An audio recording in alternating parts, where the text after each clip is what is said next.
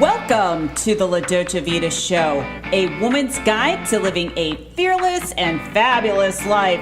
My name is Heather Picken, and I am here to give you that winning formula so that you can get clear on your vision, stay true to your values, and break through those mental walls.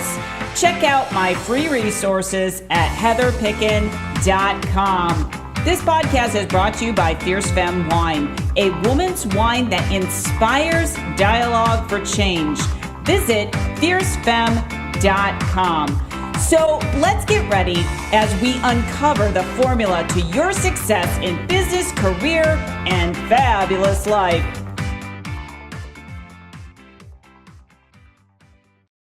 Well, hello, everyone, and welcome to another episode of the La Dolce Vita Show, where I am your host, Heather Picken, and I help you to break down the formula on what it takes to be a fearless and fabulous woman in the world today. So if you have a business, I get it. You feel overwhelmed. Well, I want to introduce you to my guest today, Tajuana Ross, and she has a really interesting story. She was in the corporate world, and she started her own business. We're going to talk about that today, and it was definitely a rat race. I want to get into how she maybe felt overwhelmed, but as I was looking at her bio, one of the things that she was saying is that mindset was key.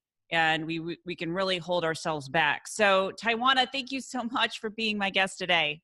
Oh, totally my pleasure. Thank you so much for sharing your platform. I swear this is such an important conversation for women to be having. So I love that you have this show where this productive conversation can be had on a regular basis, because being fearless and being fabulous is what we should be about every day. And so many women feel that for whatever reason, they can't be. So I just love that you do this show and have so many women participating in the discussion. So I appreciate you having me here as well. Thank you so much. Oh, my pleasure. My pleasure. Yeah. This is a really interesting topic. You talk about leaving your corporate world and creating a business. Take me back to that moment where you felt I need to do something. Well, this story is actually one of the stories that I get a lot of feedback on. Because people find this a little difficult to actually believe and to see that I did this. But literally, I was on the way to work one morning and I was stuck in traffic, and I knew I had about 1.5 miles left to the office, but I also knew that with all the traffic that it was going to take me at least another 10 minutes to get to work. And by this time on this particular day, I had already left a job that I had been at for 9.5 years, specifically because I started having panic attacks at work. And so I took some time off on a medical leave, but it was during that medical leave that I actually learned how to use LinkedIn, which I'm sure we'll get into. But I started learning to use that tool and building a brand. And lo and behold, I ended up starting a business, but I was still going to work full time. Wow. And it hit me that morning when I realized I got 10 more minutes in this car sitting in traffic. I thought to myself, why do I keep doing this? And in that moment, I decided literally spontaneously that when I would get to the office, I would actually type my resignation letter and leave. And sure enough, I typed my resignation letter as soon as I got to the office, but it was 8:00 in the morning. Nobody was in the office yet. And I knew I wasn't going to wait around. So I actually just put the letter under the door of the HR lady's office and I left, and I never went back. But the part about the story that's so scary to people and they find it really unbelievable is that that particular morning was payday. So before I even left for the office, I checked my bank account. And after all of the automatic payments and withdrawals came out, there was pretty much nothing left. I had $356 to my name that day. And so to find the courage to be able to leave this comfortable corporate life behind, because it really was comfortable, even though I had a whole lot of bills to pay and that were due that day. In general, I had the life. I had the nice big house, I had the nice car, I had the nice everything. And to walk away from that and to be able to run my business full time is something that so many people want to be able to do, but they keep telling themselves that they can't.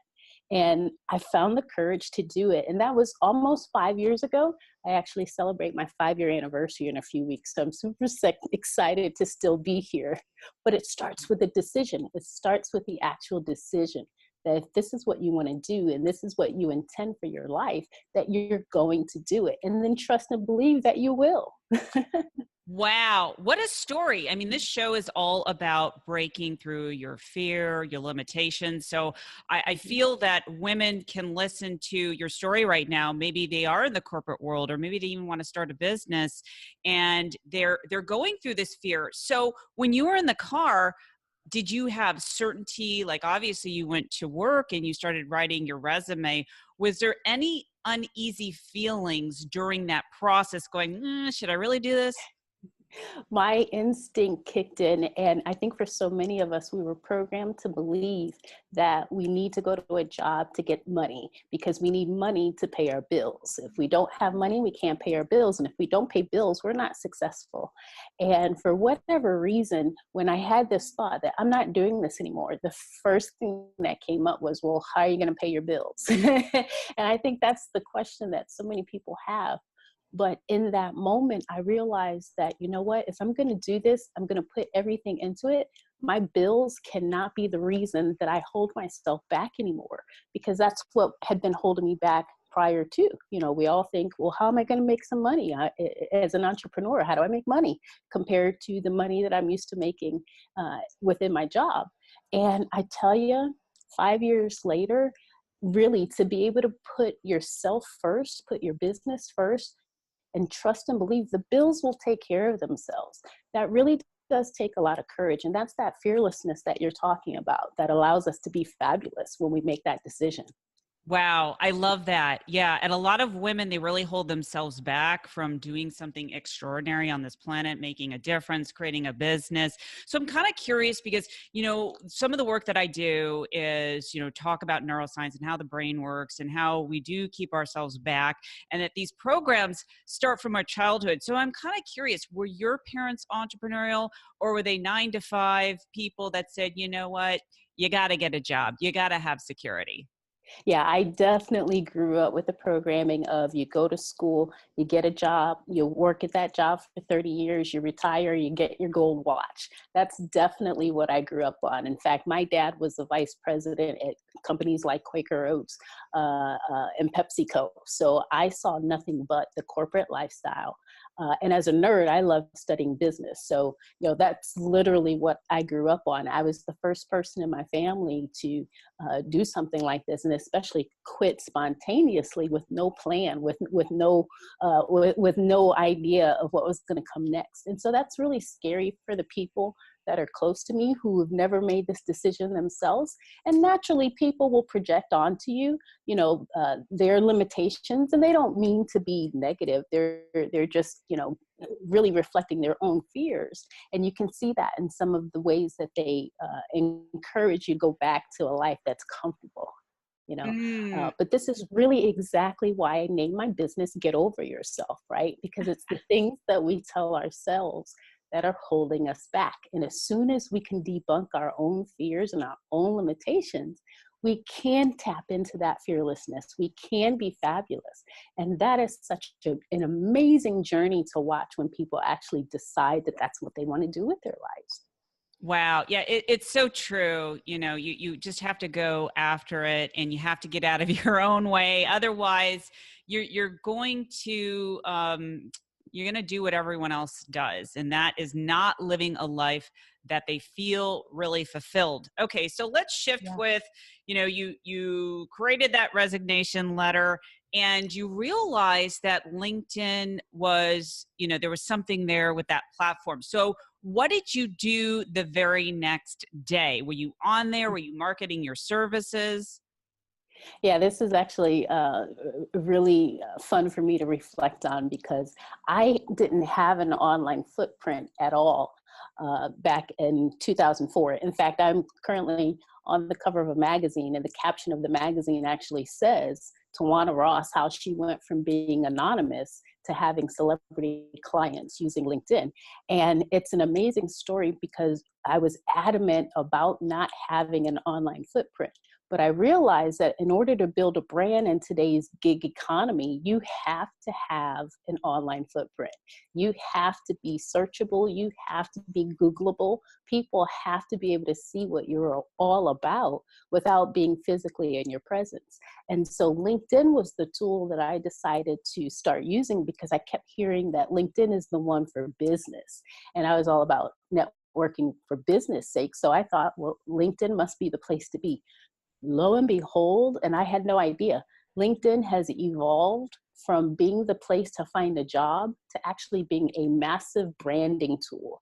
And once I found that out, and once I really tapped into the strategy of the tool, that's when all of a sudden opportunities were coming my way left and right. And as a result, I just decided that, oh my gosh, this has to be a part of my business model because there's so many entrepreneurs out there that have no idea of the power of this tool because they're like me. They thought this is the place you go to find a job. They have no idea that it's a place where you can brand yourself to leverage your products and services, your strengths, your unique value, and grow your business while you're at it. So I actually love this tool, but I really love the fact that it is the one thing that took me from being the girl next door to being on the cover of magazines. I mean, that's crazy. I love it. I love it. That is so awesome. So getting into LinkedIn land and putting yourself out there, how long did it take you until you got like your first client? You started selling your services or products? It wasn't that long at all. I was actually on the tool, working with a coach around how to better strategize and put myself out there, stand out on the tool. So I actually had my first few clients within about 3 months or so. And so that was pretty quick considering that that was also the time that I was learning the platform. So I was learning the navigating, learning the ins and outs of it, and actually growing my business at the same time.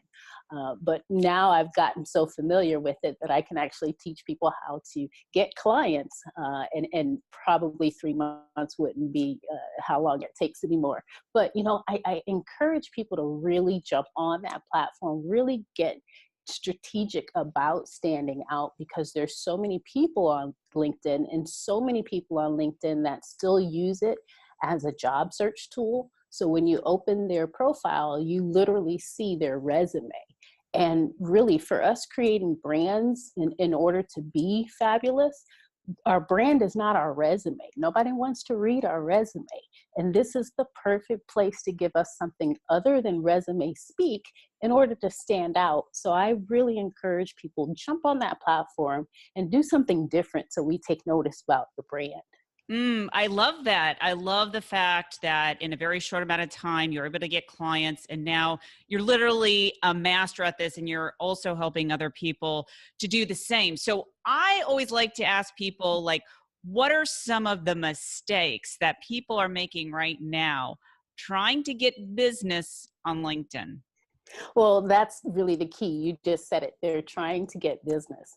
And while I understand, I suppose, the thought process as to why people approach the tool that way, but that is one of the biggest mistakes to make. Even in face-to-face life, in the offline world, we don't meet someone, go to a networking meeting and immediately try to sell our products and services. That's just not how this works.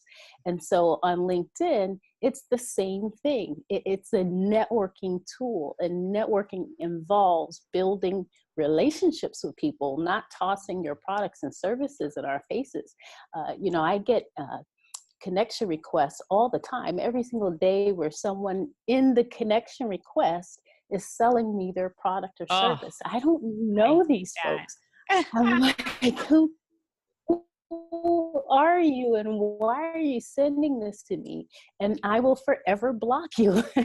And so it goes nowhere to try to sell your services on a platform that's all about networking. And so again, in order to stand out, in order to have a brand that people remember, I always encourage people to use every touch point, use every opportunity to solidify that relationship that you have with people, because that relationship currency down the road will come in handy when you do have a solution for someone's problems and they want to actually buy something.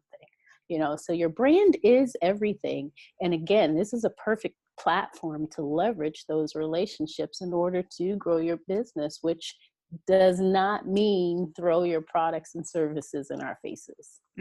I love that you said that, because there's so many times where I'm on LinkedIn and someone sends me the very first message about buying something. And it is a turnoff, because I do want to connect with someone. I am a relationship builder. So I appreciate that, and you're saying don't do that. Just like you had mentioned, when you're going to a networking meeting, you're passing out your cards when people aren't even asking about it, or pushing your services. Like, that just feels icky. So don't do this. Don't do this, people. So let's talk about a couple different strategies that people can use right now to, like maybe different things that they can post or what they should have in their profile. There's one thing in particular that can change someone's profile very quickly. It doesn't necessarily take a lot of work, and it's one of the first things that we will see anywhere on the platform. So no matter whether someone's on the desktop version of LinkedIn or on the mobile version of LinkedIn, and no matter what page they're on, we will always see someone's name, their profile picture, and their headline. Now, on most profiles that I look at in a day, I'd say about 8 out of 10 of them have the default headline, okay? Now, a headline is a headline. It should be something that grabs our attention. That's what a headline is. Yet, most people on LinkedIn have the default headline, which is simply your most current job title. So it'll say your name, and it'll say something like marketing director under it. And trust me, that does not get our attention. So that real estate for your headline is the perfect place to begin building the message behind your brand. Give us your value proposition in that real estate. Give us what it is you do, how you impact the world. Why should we care about you? All of that can fit into your headline, which makes you stand out. It gives us a positive perception about your brand automatically, and it follows you everywhere on the platform. But one of my favorite reasons for doing this is because in that headline, LinkedIn's algorithm is giving extra weight to all the keywords within that real estate. So by default, you're more findable by having those keywords in that headline on top of standing out. I love it. Wow, such valuable information. Now, recently, I don't know if it was last year, that LinkedIn rolled out the video, the kind of like Facebook Lives version of video. So I was wondering if you could give us any insight about that. What are your thoughts on that? Do you find that there's a difference in doing that rather than posting? It's not one or the other for me. It's both and. And so on the platform, in terms of building a brand and being strategic about it, it's really using all of the features to your advantage. LinkedIn's live version is to your advantage to use. Now, my disclaimer on this really is to your advantage when you have brand messaging already in place. When you're able to jump on live and actually deliver value on a consistent basis. This is not like Facebook where you're jumping on live and you're just walking through the park and you have nothing in particular to say. This is not that. This is on a regular basis. You have content that's valuable to people. It's content that we want to tune in and listen to every day, or however often you're bringing it to us. But it's content that we care about. That's what's really beneficial for people that are using the live version on LinkedIn. Because I'll tell you, we all love video. We all love to see your face. We all love to see your smile. We all love to engage and feel like we're part of the conversation. And let's face it, text posting doesn't always allow us that engagement factor. So when we get to see you live and we know that you're bringing value every time we see you, we latch on to your brand. By default, your brand grows visibility and accountability and credibility. And before you know it, when you've got solutions to our problems, we think of you first. We come to you. I love it. I love it. All of these things are just great tips. And you did mention something earlier about the importance of having a strategy. So I wonder if you could just touch upon that really quickly. Absolutely. One of the things that I encourage people to remember from a strategic point on LinkedIn is it's more than your profile. So yes, it's important to have a profile that makes you stand out and that delivers your brand messaging, but the real magic behind this platform is not happening on your profile. So in being strategic, it's building a model of how you're building your network with the right people, which is not just your ideal clients, by the way. Your network should really consist of everyone that you need in order to grow your business. Sometimes that's investors, sometimes that's collaborators, sometimes that's people who do what you do. So it's more than just the clients that you're looking for. But then it's also important to be strategic about how you engage on the platform, how you show up on a regular basis, so that we do get to know your brand so much that you become top of mind. And so between your profile, how you build your network, and how you engage, you're able to be more strategic on the platform, build your footprint on LinkedIn, and actually have value to offer for the people who need you. I love it. And it sounds like a lot of the tips that you talked about today are absolutely free, like you're not paying for ads. You don't have to pay for ads necessarily. Now, will paying for ads increase your visibility? Absolutely. So there's benefit to that, but it's not necessary. Now, there is one thing, though, that I do encourage people to pay for, and this one hurts for a lot of folks. But LinkedIn has trained us over the years to look for the little gold badge that somebody has by their name, and that lets us know if they're a premium member or not. And by default, and training us to look for that, we immediately make up our mind about someone when we see that either they have the free version of LinkedIn or they're paying for the premium version. And when I go out and speak to audiences all over the country, one of the questions that I ask is, what's your impression about people who have the free version versus people who have premium?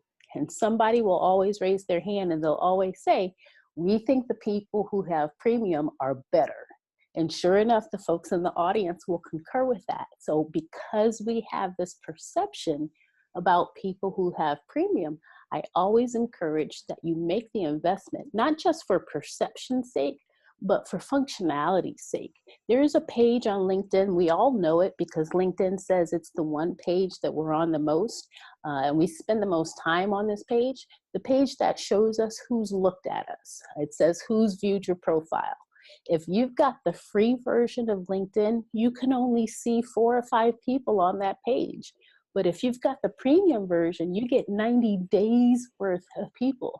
And I promise you, 90 days worth of people, if you're strategic, is the one page you need on LinkedIn to grow your business. So by default, it makes sense to invest in the premium version of LinkedIn. That makes a lot of sense. I love those tips. And before we go, I was wondering if you could share, I know I was reading in the bio about some of the different programs that you have. So I was wondering if you could share a little bit about that and where people can find you. Absolutely. So I did create a mastermind because there's so many people who really do want to learn more about the program, and not necessarily in a private one-on-one scenario, but in a group scenario. And so I do lead the LinkedIn Mastermind Academy, which is an 8-week course where we go through the 3 steps I was just talking about. So building the profile itself, building the right network, and making sure that there's a strategic engagement process.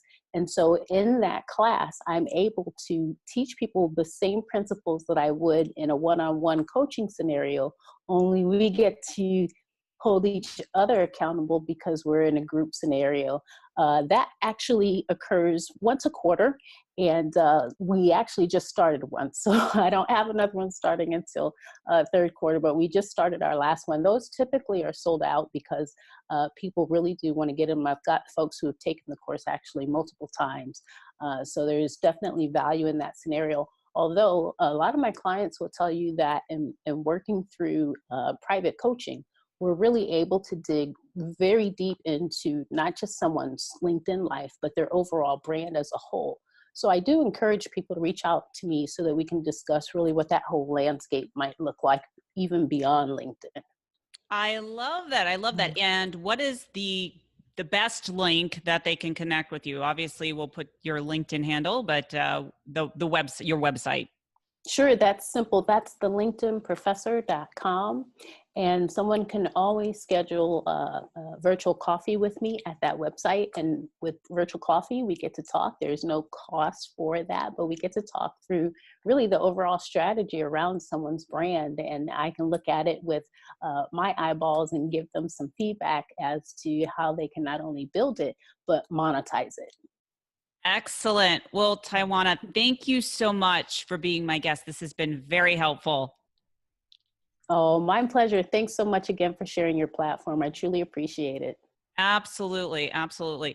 And I just want to wrap this up in telling our listeners, or wherever you're watching this, is that, putting yourself out there online is the key. You got to let go of your fear, and you got to take action. Until next time, this is Heather Picken. Take care, everyone. So if you like what you hear on this podcast, please rate, review, and subscribe. Interested in becoming a sponsor or learning more about leadership for women's performance using neuroscience or business coaching, contact support@heatherpicken.com. And don't forget to grab my latest book, The La Dolce Vita Formula, by going to fearlessandfabulousbook.com. That's fearlessandfabulousbook.com.